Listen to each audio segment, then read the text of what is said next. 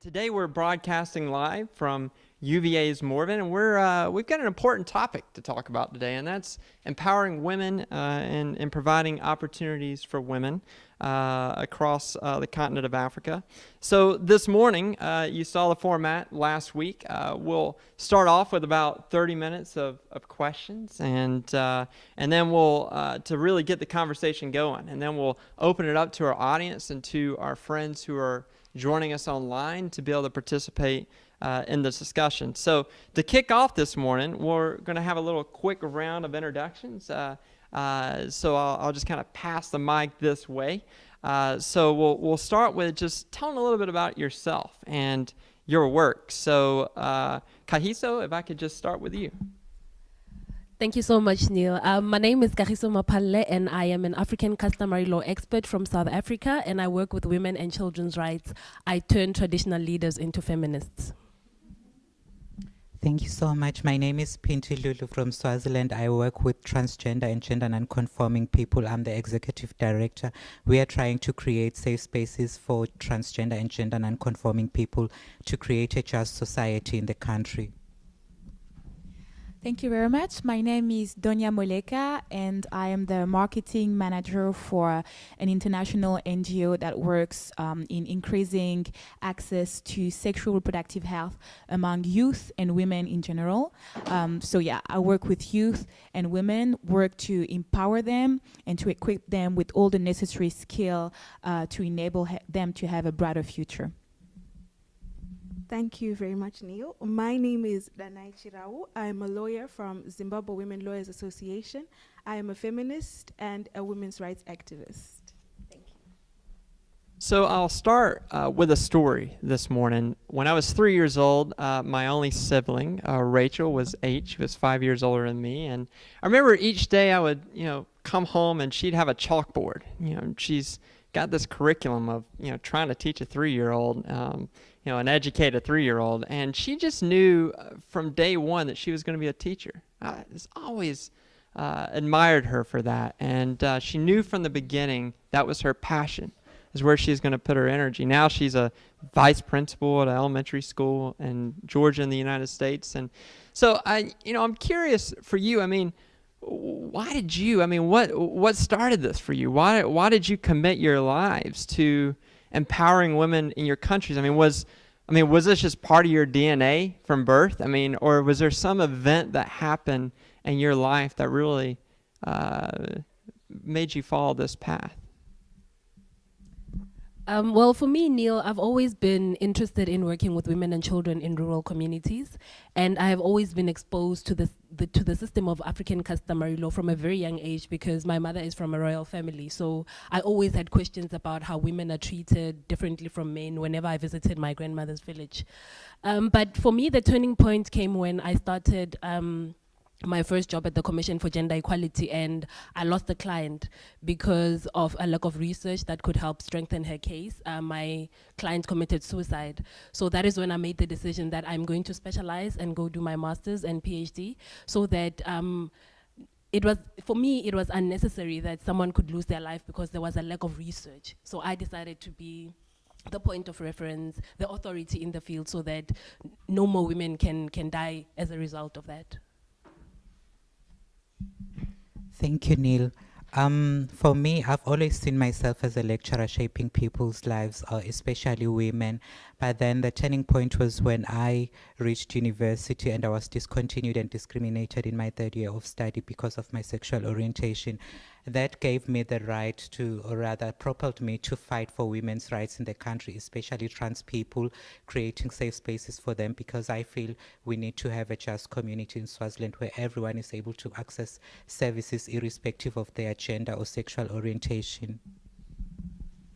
Thank you for the question. So for me, it all started after I graduated from university. At university, I was doing marketing and project management, but I always felt like I was more attracted to people in general. I had that passion for people, listening to them, understanding where they were coming from and their problems. So when I finished university, I went to work for my local church, which was in Cape Town, because I lived in Cape Town, at Hillsong Church. And I was part of the pastoral pastoral care department, and being an intern in that pastoral care department, I had to deal with people that had numerous issues. I had to do counseling. I was part of the food parcel program, and then I was appointed as one of the facilitator for a program that was called Shine for Women. And as I was being a facilitator for that program, I just realized how women were struggling.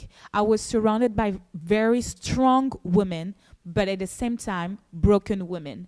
And I thought to myself, you know what? We as women need to help each other to regain our voice, to regain our worth, our value, and our dignity. And I thought to myself, if I can do it in South Africa, and I'm no longer a student, I actually have to go back to my home country as well and help women there to regain their dignity and their power. Okay, for me, I don't have a specific moment where I thought, yes, this is it. But I remember when I was in high school. So in our country, if you want to go to university or advance your studies, you need to do what is called A-level. So I picked my A-level subjects, and one of my subjects was literature. So I went in there feeling like I was just going to continue learning about Shakespeare and, those kind of books. And then we read a book by a Zimbabwean author. Her name is Titi Dangarembwa. And I remember reading a book called Nervous Conditions, and she said, this issue of femaleness is opposed and inferior to maleness. So that has been my question. Why femaleness is opposed and inferior to maleness? Why it's not equal? Why it's not complementary? Why must it be inferior? So when I went to university, I already knew what I wanted to get out of my experience. So initially I wanted to do journalism because I wanted to research, I wanted to tell people stories. And then I realized that even if I want to tell people stories, I needed more. I needed to understand why policies were the way they were.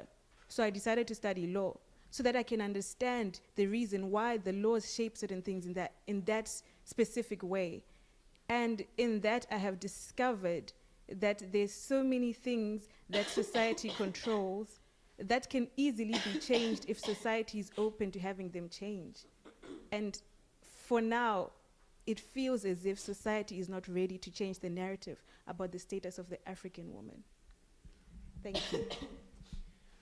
Well, next I want to shift to just asking a few individual questions. And this one is to Kagiso and Danai. And, as lawyers, you deal with, a lot of challenging topics like African customary law and the treatment of women under these laws, both in, implementation on paper, is not always equal, right? And so tell us a little bit more about the intersection of between gender and law in your countries, and what sort of issues have been hardest to deal with, and are there any examples that you can share?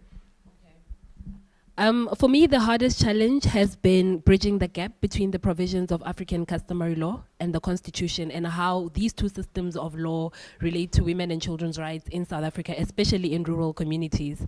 And the plurality of laws that exist makes it difficult because both systems of laws, in essence, fail women at so many different levels. And the example that I'll give is that the Recognition of Customary Marriages Act in South Africa is the single piece of legislation that governs customary marriages. And it was put into place to protect the rights of women in rural communities insofar as their rights are determined within their customary marriages.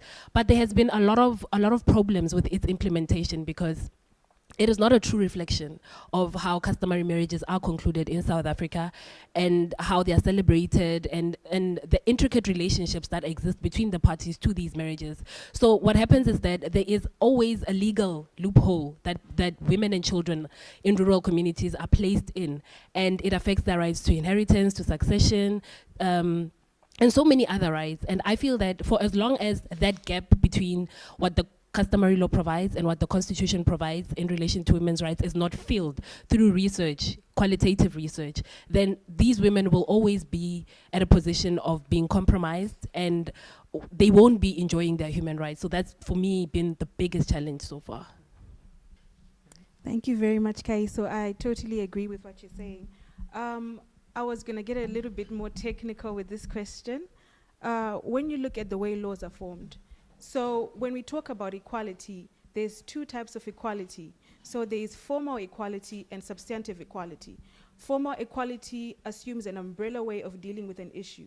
So if this building was created without putting in mind that there could be disabled people who can't get in here, we would say there's a building where we can hold these forums, but we're not taking into consideration the fact that a disabled person may not be able to access this. There is a building, but it is not accessible to everyone, right? So that's one. And then substantive equality looks at the specific disadvantaged group and formulates laws around that disadvantaged group. But a lot of laws in Zimbabwe were not formulated like that when it came to women. It was an umbrella way of creation of laws. So they talk about laws of inheritance, and prior to this, prior to the formation of the new constitution, our constitution actually allowed for discrimination based on culture, right? So it's overlooking the fact that women are the ones that are disadvantaged by this discriminatory system based on culture. But they were saying that it's a non-discrimination clause. Is it really a non-discrimination clause when the fine print is discriminatory to women, right? So there's a need to restructure social norms so that people can feel that they have ownership of the laws that are being formulated. So right now in Zimbabwe, and I think in Africa, there's a lot that is being said around child marriages. Or in my understanding, it's not a marriage at all if it involves a child, because there is no consent. But for the purpose of this discussion, I'll call it a child marriage. So there was a case that was taken to the Constitutional Court, Mudzuro and Sopodzi, and these young women who were coming from local communities went to the Constitution to say that child marriages are detrimental to the growth and development of the girl child, right? And this then spoke into what was written in the Constitution, that no person under the age of 18 can found a family, which means if you're under the age of 18, you can't start a family, you can't get married. So society, because of this clause, because of this constitutional judgment, now has to restructure and reshape its thinking around whether or not a young girl can be married. If you look at the laws that were there prior to that, they were saying, the criminal code in Zimbabwe, it says that a person under the age of 16 cannot consent to sex. The laws before this would say a person under the age of 16 cannot be married, right? But it's not a person under the age of 16. Most of the time, it's a girl under the age of 16 who's getting into a marriage. It's not the boy child. So the laws must really be shaped to specifically cater to women so that they can deal with the woman issue. Because if you create an umbrella way of dealing with issues, we'll continue having these discussions on different platforms and still women will remain disadvantaged. Thank you. Let's continue this conversation on the role of culture and social norms. Doña and Pinty, you work in creating important social change through advocacy and marketing. What have you learned through your experiences? And what are some of the most effective ways that you've found to change societal attitudes and norms? And what have you found as some of the challenges along the way?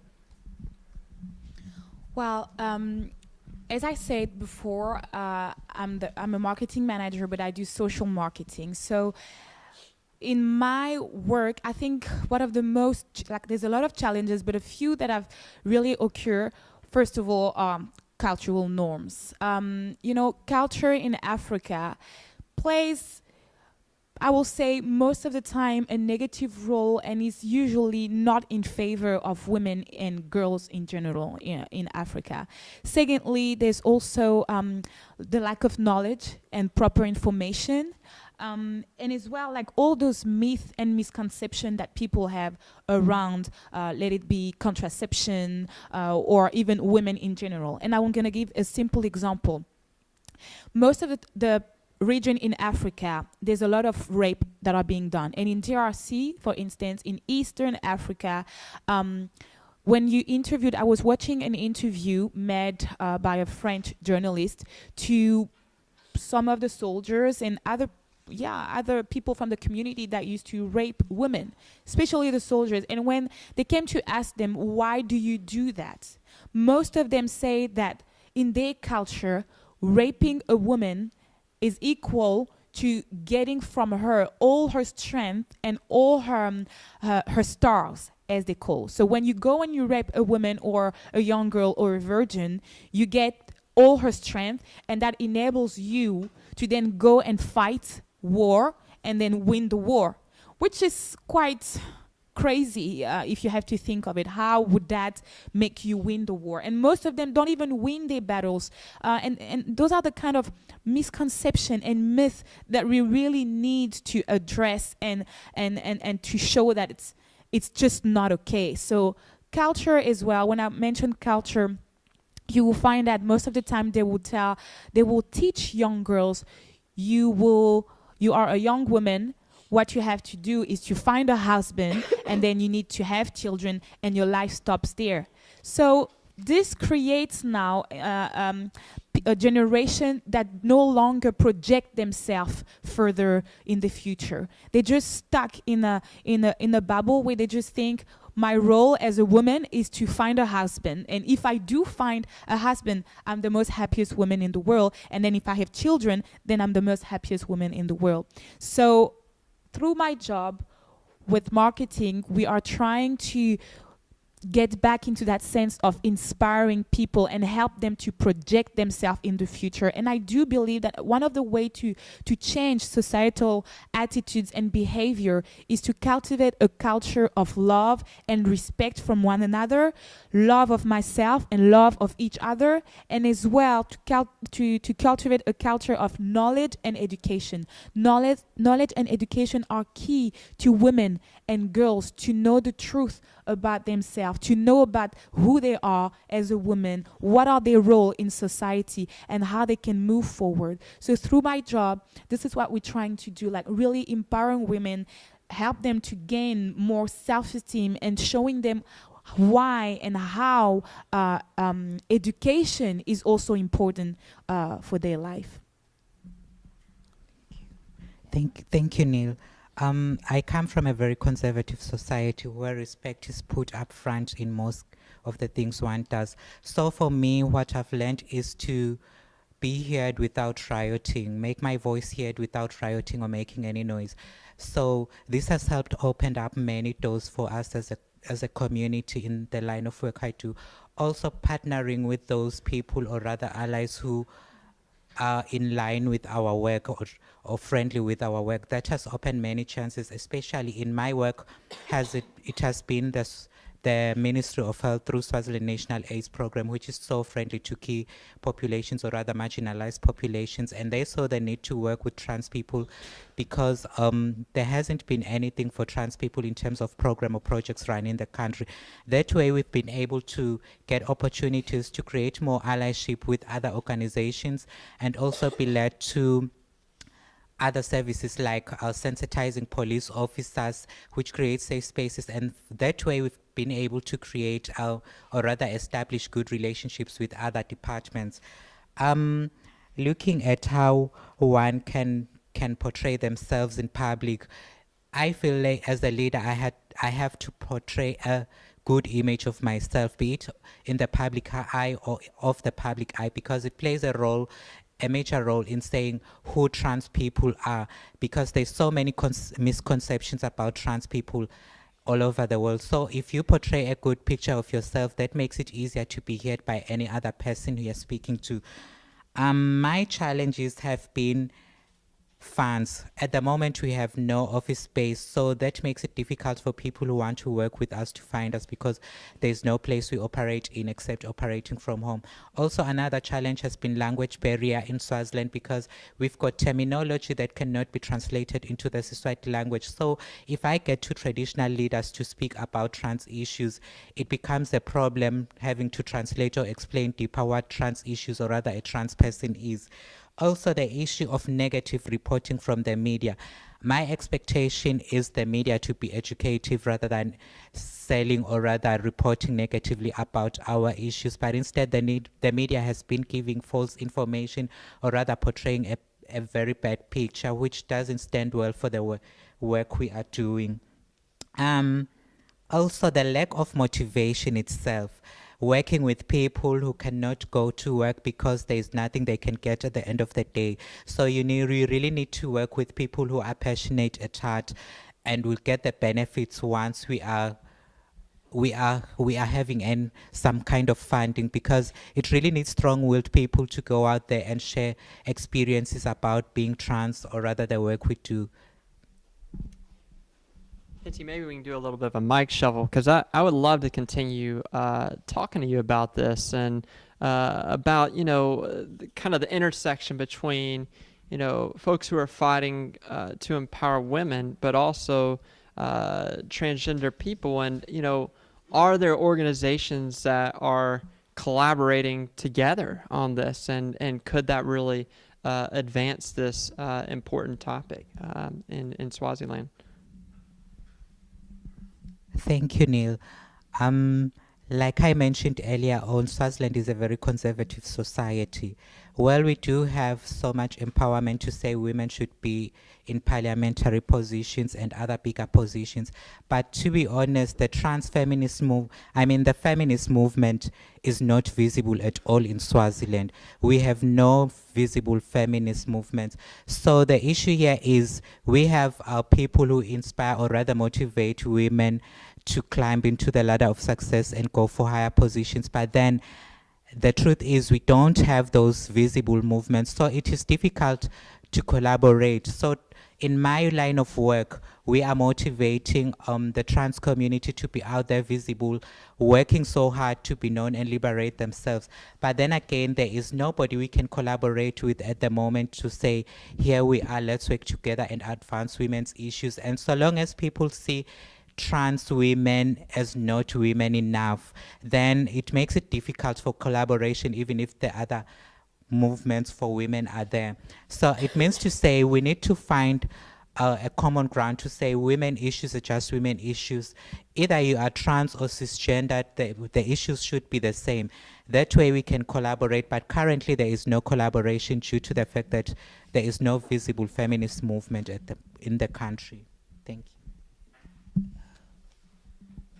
For a good majority of my career, I worked in global health, and worked a lot across the continent of Africa through Pfizer and Population Service International, and as well worked in sexual and reproductive health. And so I have questions to Danai and Doña, to learn a little bit more about your work in this field, and tell us why sexual and reproductive health is really essential to women's empowerment. And, does broad-based women's empowerment lead to better health outcomes for women, or is there another way around? And does access to health services lead to really broader women's empowerment in your countries? Well, as I said before, so I work for an international organization, which is DKT International, which is actually an American NGO, and we are all across the world and in Africa, in different countries as well. So what we do in DRC more specifically is that we work to increase information, knowledge, and access to modern contraceptive method for women and youth in particular. We do that by partnering with local authorities like the Minister of Health, as well as working in partnership with local clinics as well as drugstores, because we know that most of the time to get a modern contraceptive method that is short-term, people will go into drugstore and to get, for instance, a pill or a condom, and to get long-active contraceptive method, they will go to clinics. So we provide trainings to service providers. We also bring a youth-friendly approach, because what we realize is that youth is really put in the corner, and usually people are not willing to serve them in the community. So in July 2016, we launched a program called Batela Lobinayo, which means Protects Your Future, which is for young people in DRC, young men and women. We included men into the picture because we really believe that this issue of sexual reproductive health can't just be resolved with women alone. We have to involve men in that as well, and they have a say. They have to know what about sexual reproductive health. And well, we conducted research in DRC. We realized that actually men knew a lot about sexual reproductive health, and those who didn't know were keen to know more. And most of the time, women are dependent on their decision to sexual reproductive health and family planning in general. So that's what we do. We're also trying to get them in the picture, get them to really understand the benefits of sexual reproductive health and family planning. And then to the question relating to how is it linked with women's empowerment, I will say that it both way. Sexual reproductive health will lead to better empowerment and women independence economically, and at the same time empowerment of women in terms of education will also lead to better knowledge in sexual reproductive health. Just to give you just few facts about DRC.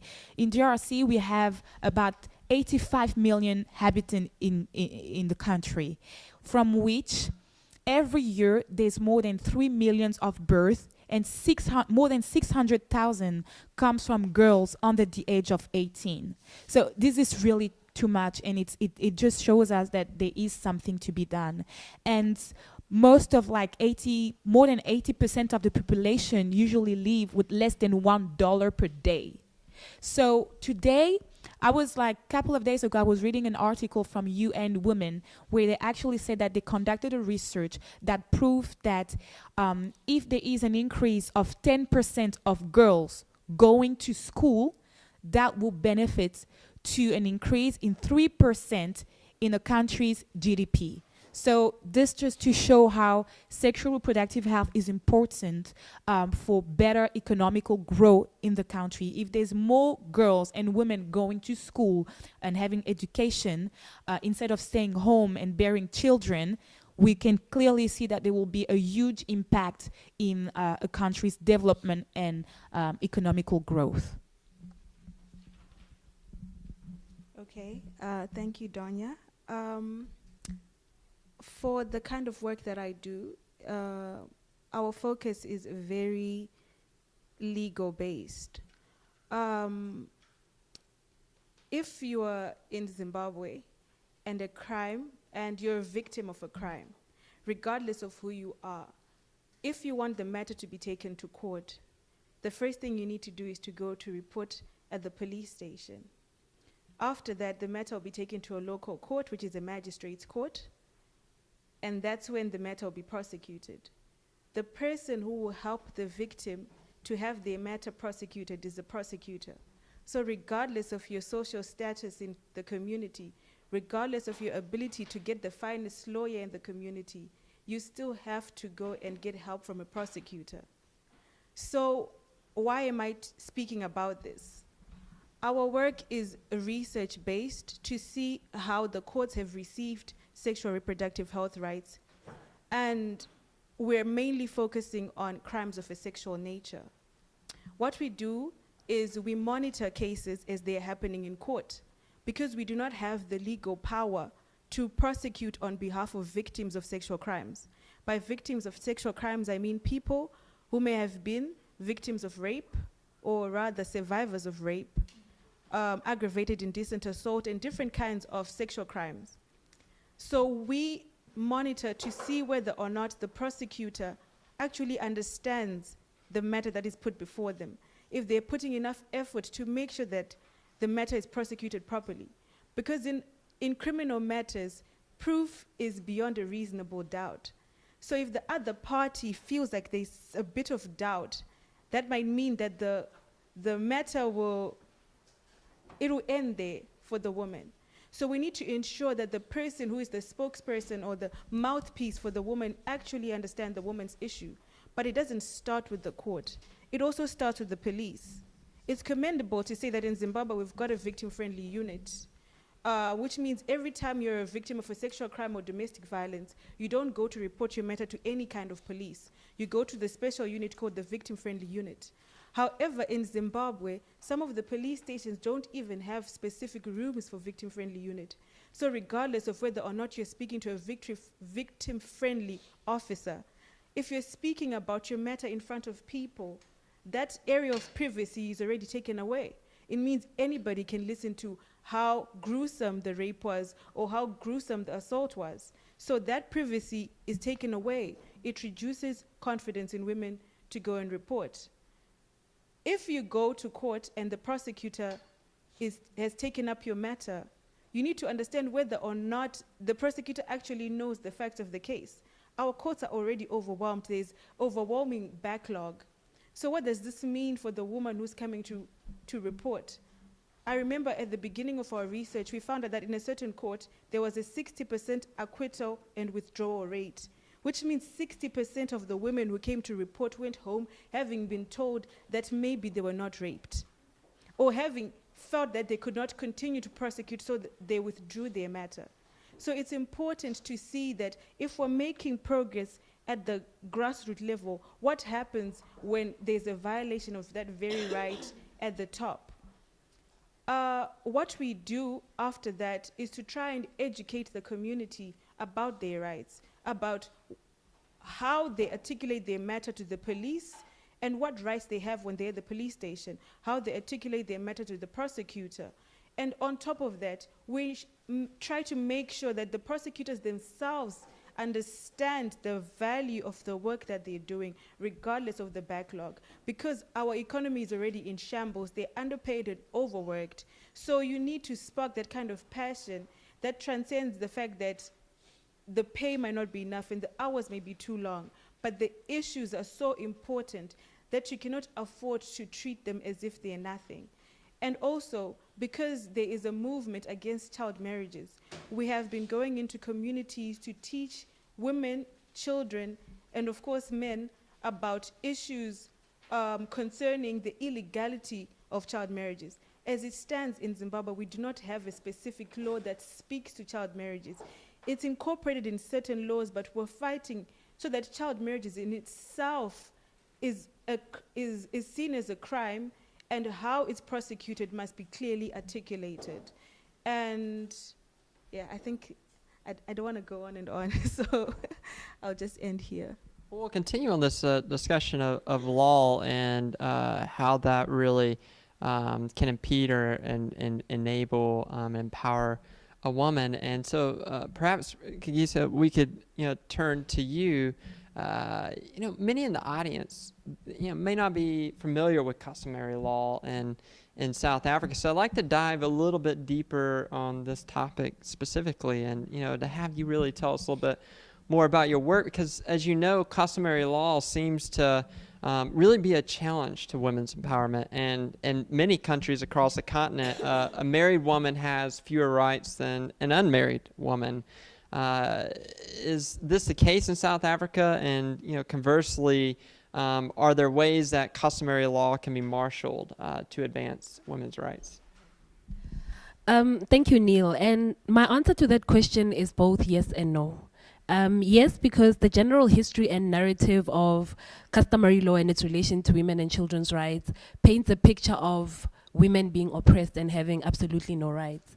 Whereas research shows that practices that are seen as oppressive, such as polygamy, are actually used by women and benefit women in so many different ways that are not documented.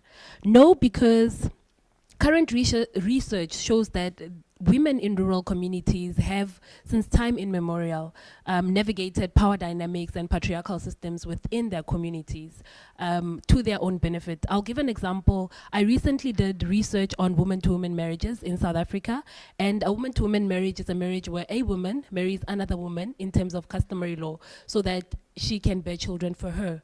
Now, the issue of LGBTQI rights in rural communities is seen as a taboo. But what I found during my time doing that research is that there were lesbian women who used the woman-to-woman marriage in order to be able to have a free space where they can explore their sexual orientations. And they were not seen as living outside of the rules because they concluded those marriages in terms of customary law. So the question whether can customary law advance women's rights, I say yes. And it will begin with women being empowered on their own terms, instead of people going into communities and having a savior mentality without speaking to women and understanding what it is that they are struggling with and how is it that they can be helped. Well, I want to turn it over to our audience for questions, and I like to ask the folks in the room to provide a question, and then we'll go to the live stream. And if we don't have a question teed up in the live stream, I should receive one on my Apple Watch hopefully here in a moment. But if not, go ahead and type your question in because we want to come to you next. So let's start in the audience. Does anyone have a question for our panelists?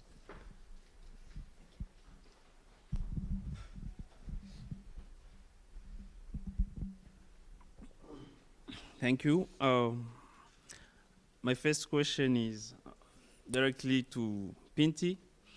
I know how gender-based discrimination affects transgender people in schools and other public places. I don't know how it is happening in your country and what are you currently doing to prevent that? Because it's good, yes, to deal with those discriminations when they happen, but to prevent them, what are you currently doing? To Donna, I see you were first in marketing. It means that you had another vision. So what motivates you to be closer to people, to empower women, to increase socio-economic impact? How did you shift from marketing, which is like a business, in the humanitarian area? And to Danai, I want to know what are other kind of evidences that we can have about rape apart from medical report. What are other kind of evidences that you can say that this person has been raped, and apart from the medical report, what can show us that there was rape?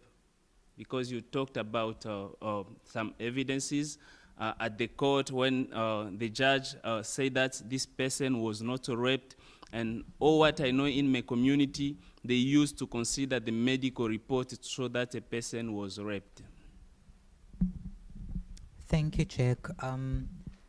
What we are doing in Swaziland is to sensitize healthcare workers, but then asking from the perspective of discrimination in terms of school surroundings, it is very difficult for us to go to sensitize maybe say high school students, because government would see us as promoting certain behaviors in high school. So the best way we are doing it is to sensitize tertiary institutions where we've got lecturers and students who are already going to be going to the corporate world. So that way we raise awareness through those who are in their final years, especially in the health system. We've been sensitizing healthcare workers, or rather students who are graduating, and also those in universities in other disciplines, and the sensitization still continues because we haven't been able to reach all the tertiary institutions in the country. So sensitization of tertiary institutions, health workers, and police officers has been the main focus of our area at the moment, because health has been the entry point. So we are using the health system as the entry point to sensitize, or rather raise awareness around trans issues. Thank you for that great question. I want to say that from when we were really young, I think, especially for me, I don't think that I really knew who I was. And I just went on to studying what seemed really attractive to me. I mean, marketing, advertising, and it seemed pretty cool to do that kind of job. And this is why I was attracted to that. But then, as I was going through each and every year, I think that I started discovering myself, and I just discovered that I am no one without you guys. I'm no one without the world around me. And another thing as well was that in order for me to be able to accomplish what I wanted, even in my marketing class or my marketing career, I had to be well. within myself. And I do believe in that say you win from within. So you need to win your inside battles before winning the outside world.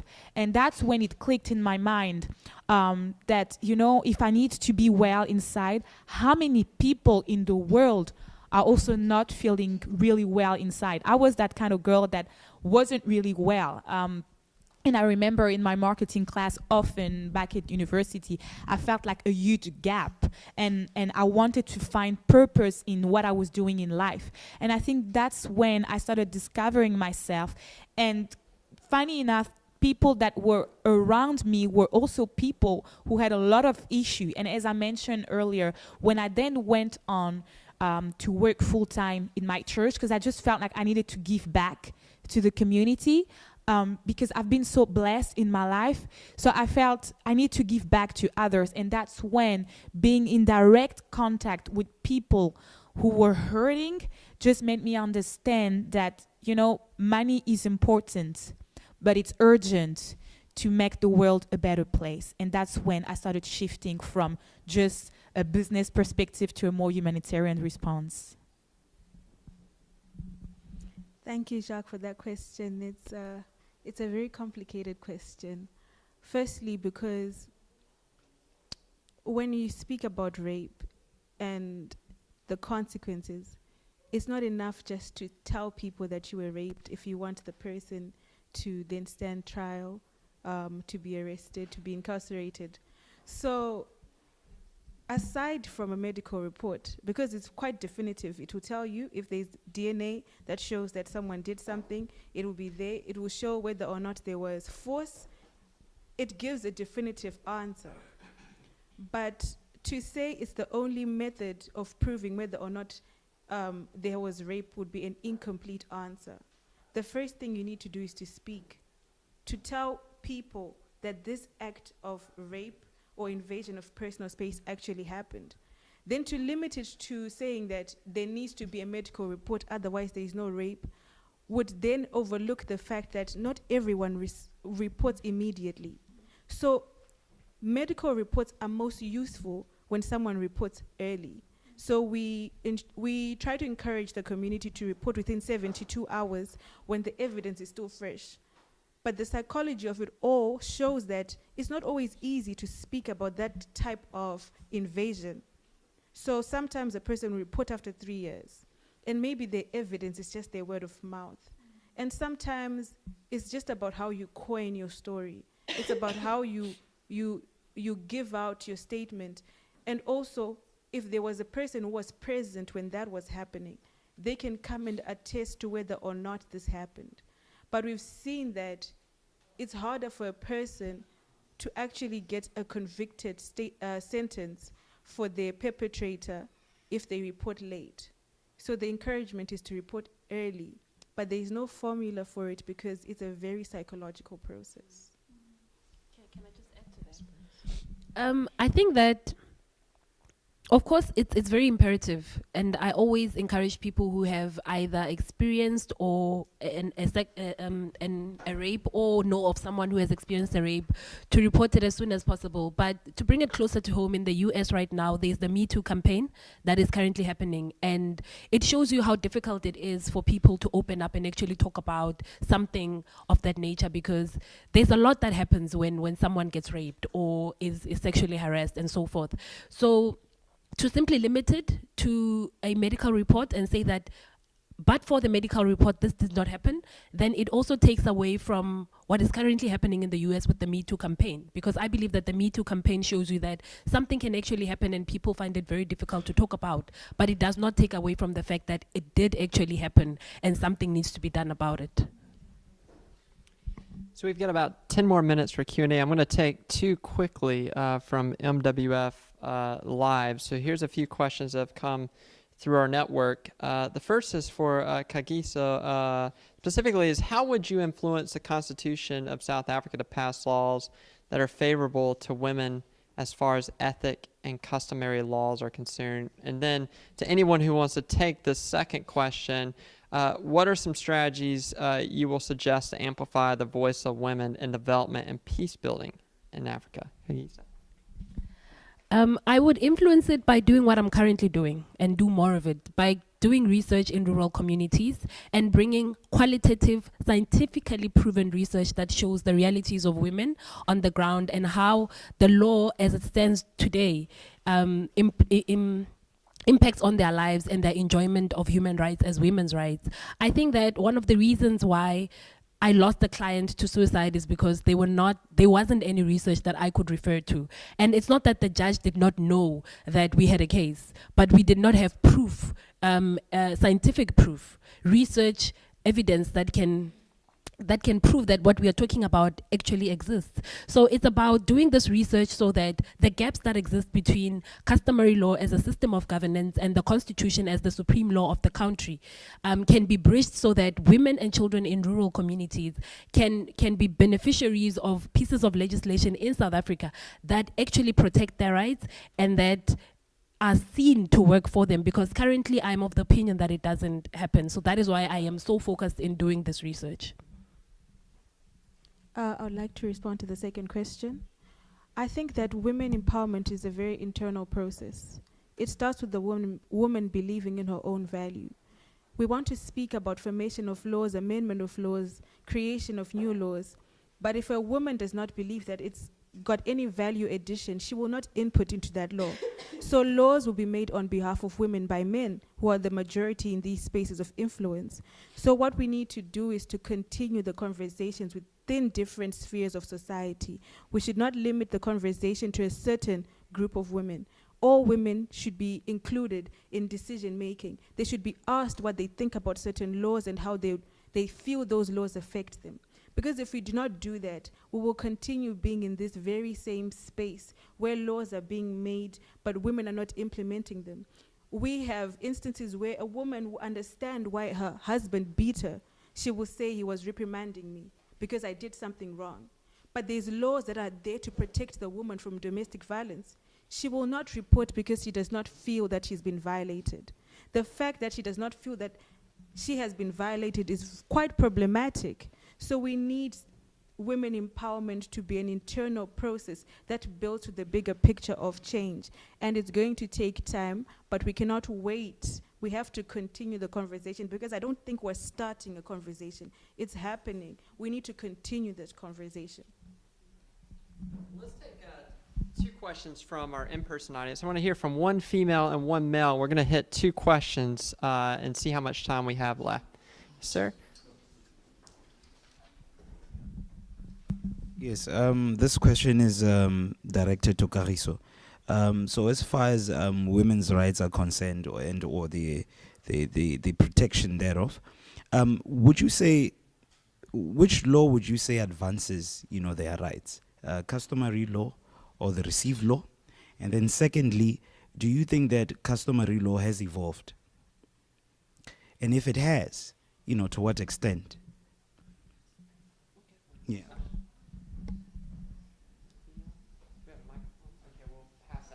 Can I answer in the meantime? Okay. Thank you, Kita, for that question. I think that it is not a simple issue of either or.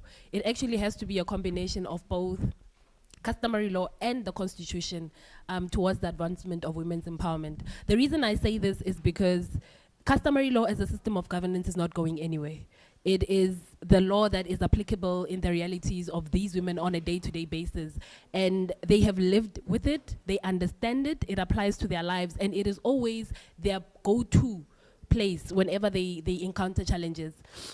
The reason I say it's not going anywhere is because we have issues of access to justice in South Africa, where women in rural communities do not have access to roads where they can go to a magistrate's court and actually know how to lay a case.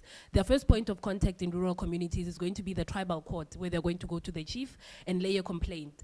And the reason why most of them don't appeal some of these verdicts that are given at these rural courts is because it is a system of law that they know and understand and applies to them. So it's very easy for them to accept it, as opposed to the constitution that is coined at a conceptual and intellectual level that they do not understand. I mean, in 2018 South Africa, There are women in rural communities who, if you ask them what their human rights are, they will tell you that it is to wake up and clean the yard and cook for my husband.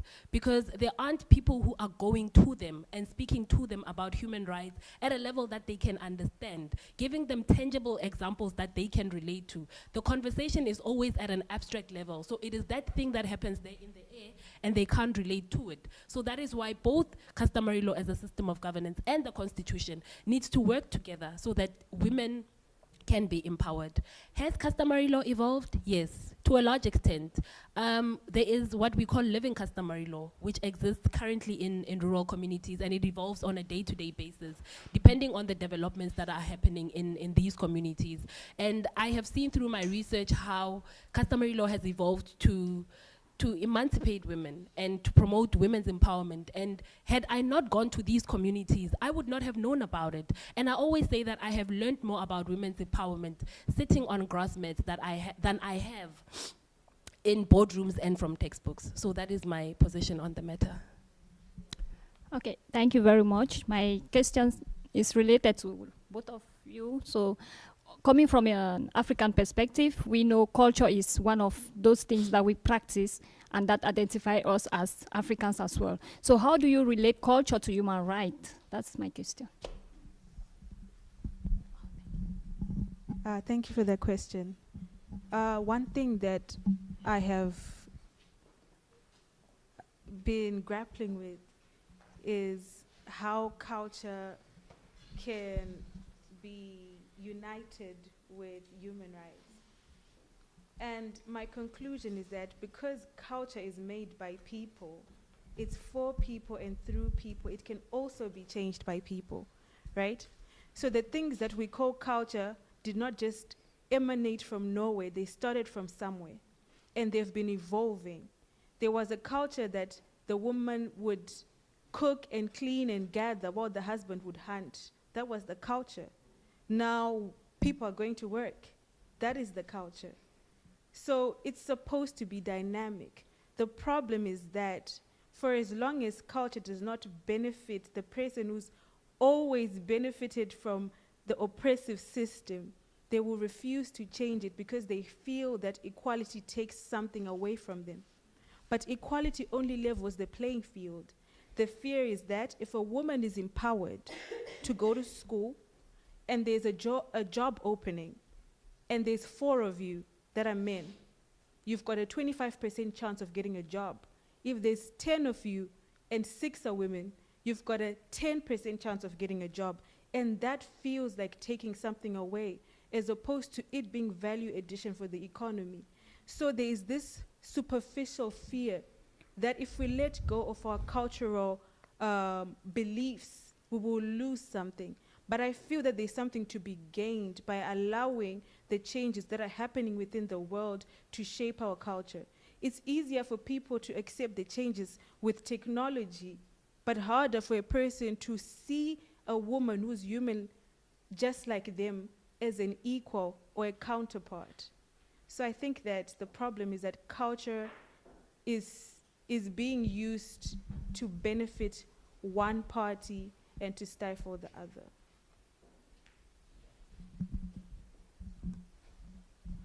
Thanks, Manu. I think the misconception that exists is that there is no relationship between culture and human rights. And I think the misconception is perpetuated by the fact that human rights as it exists in rural communities is not equal to how it is conceived and spoken about on an intellectual level in Western societies. Through my research, I have found that actually human rights have been existent in rural communities, and many of the systems and practices that are in place are founded on values that promote human rights. Perhaps they are not coined at an intellectual and conceptual level that is seen to be in line with human rights as we know them in our Western societies.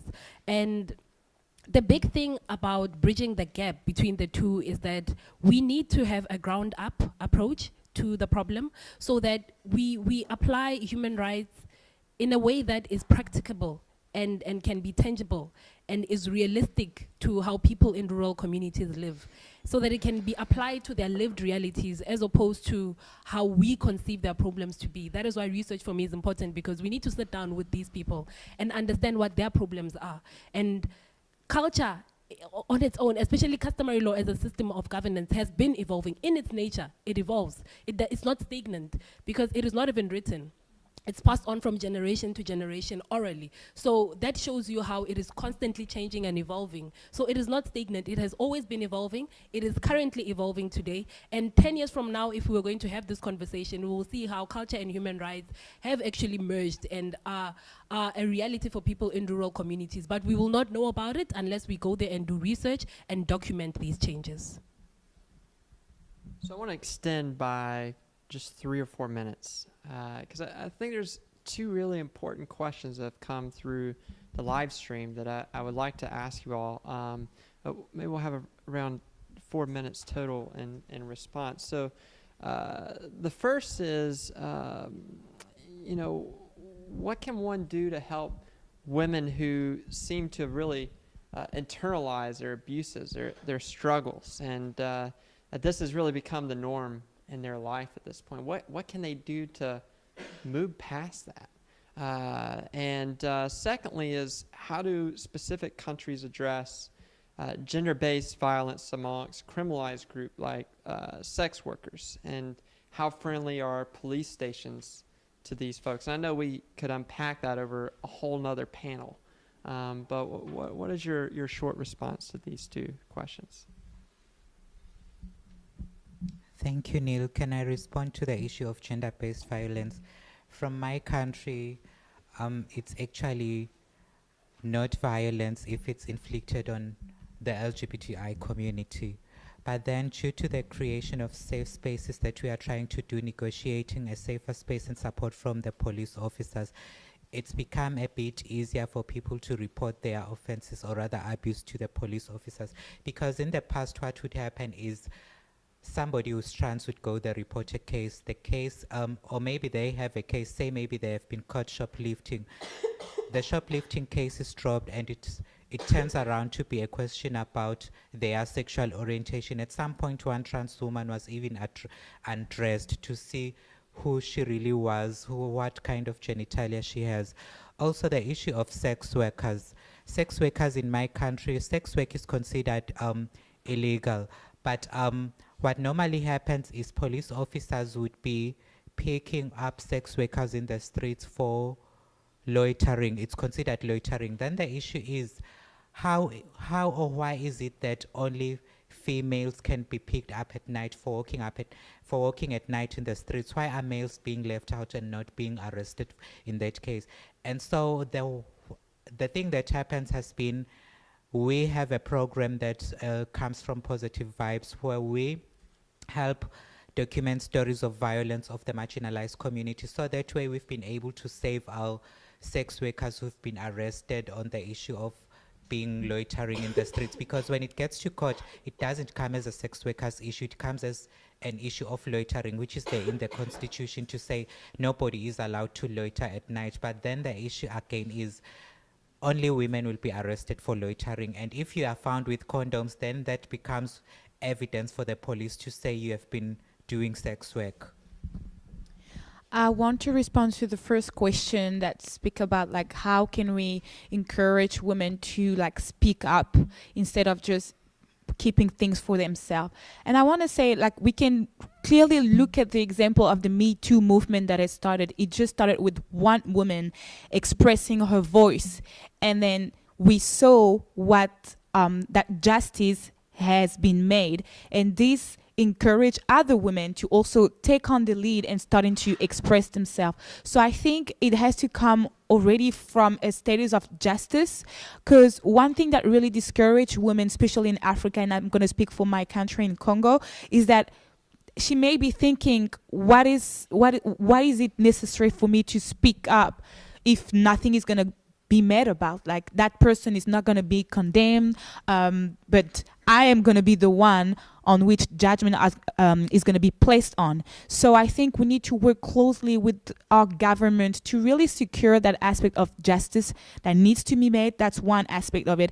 And then as a community, at a grassroots level, we also need to have support programs, more support programs in our country that do take women and creating those safe spaces for them to come and in which they know that they have people in which they can speak to and they will be understood. So one is to really work closely with government and justice, like my colleagues here that work in law, to really make sure that justice will be made, and also have those kind of support programs that support them, creating safe space and safe environment for women to come and speak up. And obviously, when you have somebody that can create those kind of movement like the Me Too campaign in our different area, to just show women that shame has to change side. Because like when you're being raped or being oppressed, why am I the one who should be feeling shameful about? Shame has to change side. It's not me that has to feel ashamed. It's the oppressor that has to be that has to feel ashamed. So yeah, those two have to work together. So now we're going to move to our lightning round. And so there's two parts to this. And for our Yali Network members who are joining, who haven't had an opportunity to participate in the Mandela Washington Fellowship, what have you learned in the past week and a half that will help you advance your goals when you get back home? And secondly, who inspires you and why? Thank you, Neil. In the past week and a half, I have learned that my commitment to the empowerment of women depends not only on what I have done so far to advance the cause, but also what I am going to do going forward to ensure that the women that are inspired by my leadership can pick up where I left off. So what I'm saying is that my succession plan as a leader in the field of women empowerment is what is going to show that it was not just about me. It was not just about my career advancement. It was about setting the pace and opening the doors and keeping them wide open so that those who come after me find the door open and can waltz through, because I struggle to get through, and they can do more for other people, and that women empowerment becomes a reality for women, especially in the rural communities that I seek to empower. And the person that inspires me are the women in rural communities who work to empower women, whose stories are not documented, and they face so many challenges, but they continue to do it because it is something that means so much to them, and they understand that those that are coming after them need to have it easier than they have had. So I draw inspiration from them, and I work so hard to make sure that I become an inspiration even to them, so that even though their stories are not documented, they continue to work hard and make sure that they are shining light for other women in rural communities. Thank you, Neil. What I've learned is not every door that is shut cannot be open to you, but then it needs one to be very strong, be seen, be visible, and that is going to come with persistence and resilience to say, we can work together and knock on doors and they'll be open for us, even though it's not going to be a one-day thing, but then it's going to eventually happen. I've also learned to share opportunities, or rather to know who to trust and who to listen to. That way it helps me, it's going to help me delegate more work to the people back at home, and it's going to help the movement continue even if I've left the transgender movement in future. Thank you. So what I've learned from the 2 weeks that we've been spending here, like two things. The first is that to show the way, you need to know the way. So going back home, what I'm really trying to do is to get in-depth knowledge on my field and really research to know what really is going on in the community. You cannot, as a leader, stand up if you don't have a lot of tangible information, fact and figures with you to go and speak up for your community. If you really want to show the way, you need to know the way. And the second thing I've learned as well is that we need each other. we can't do anything on our own. We need a team of people that have the same vision that we have, and that will support us and encourage us to go forward. And I think this cohort, I'm sure there will be a lot of relationships that will be created, that are already being created, to see how we can go forward and how we can leverage on our skills to bring a similar result. Because instead of working in silos, I know that unity is the most powerful tool that a community may have. And then just to join Kagiso's answer on who inspires me, also I'm going to say it's all those women in DRC who have been raped and constantly being raped, but they never give up. Because what they showed me is that clearly life is about never giving up, never ever giving up, no matter how hard, confusing, and unfair it may seem.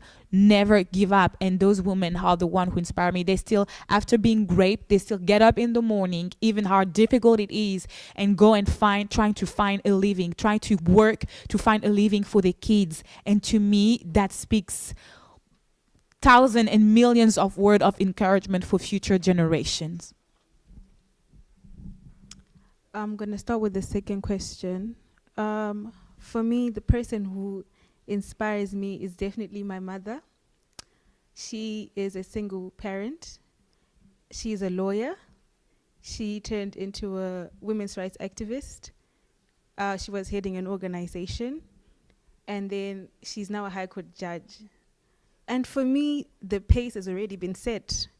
So it's about keeping up. And the lesson I've learned being here is not to be afraid of my own strength. Because a lot of times you let self-doubt stop you from saying certain things and doing certain things. When you're not afraid of your own strength, you pick your battles and you pick your fights.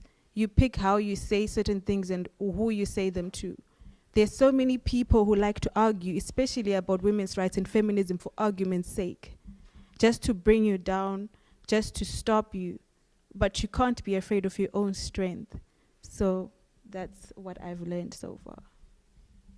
Well, just hearing each of you, I mean, you're a light to all of us in this room, and there's no doubt that you're representing the voices in your community, and how powerful that is, that you're here to tell their stories, and you're trailblazing. You're making sure that the next generation gets better and better, starting with the one today. And we all have a role to play in that, both men and women. And I hope that everyone joining us here and online sees their own role in empowering women, and whether it's a child, a sibling, to be there and step up for what's right. And to create movements and follow your lead in creating movements around the world, because we're certainly a little bit better because of each of you. So thank you very much for sharing your stories and the work that you're doing. We get to continue the fun on Friday. And this Friday, we are going to be at James Monroe's Highland, and for our next MWF Live, that's on July 6th, and this discussion is going to be on empowering the next generation of leadership. So I know all of our fellows, a lot of our audience that's in the room with us today will be there, but we hope that you join us as well on this Facebook Live. So thank you everyone for being with us today, and thank you to our panelists.